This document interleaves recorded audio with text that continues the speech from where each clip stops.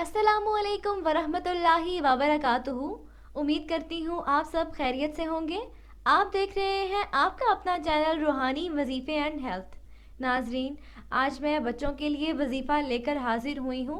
बच्चों को अक्सर नज़र लग जाती है, बच्चों की हर किस्म के शर से बचने के लिए वजीफ़ा लेकर हाजिर हुई हूँ।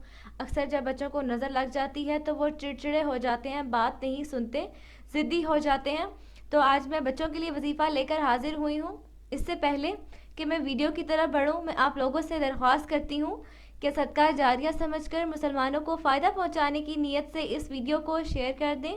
हमारे चैनल रूहानी वजीफ़े एंड हेल्थ को सब्सक्राइब कर दें और बेल आइकन पर ज़रूर प्रेस कीजिएगा ताकि नई आने वाली तमाम वीडियोस आप तक पहुँचती रहें।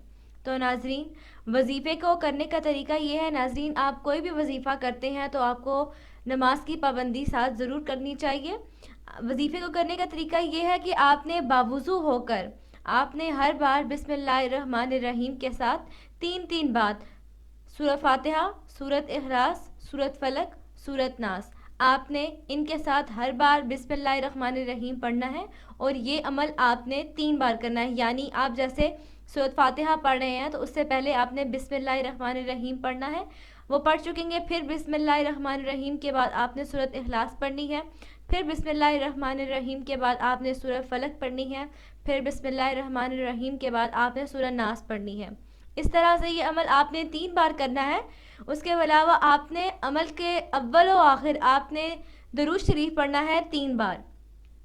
तो नाज़रीन, अमल को आपने सुबह शाम करना है, यानी दिन में 2 बार करना है। इस अमल की इजाज़त आम है, आप सुबह शाम 2 टाइम आपने ये करना है दिन में। तो नाज़रीन, उम्मीद करती हूँ आसान अल्फाज में जो आपको मैंने वजीफ़ा समझाया है उसकी आपको समझ आ गई होगी। फिर भी अगर इस हवाले से कोई सवाल है, आपको कुछ समझ नहीं आई, तो आप कमेंट करके पूछ सकते हैं, आपको आगाह कर दिया जाएगा। अभी तक के लिए इतना ही। अगली वीडियो तक के लिए इजाज़त चाहती हूँ। अपना बहुत सारा ख्याल रखिएगा। अल्लाह हाफ़िज़।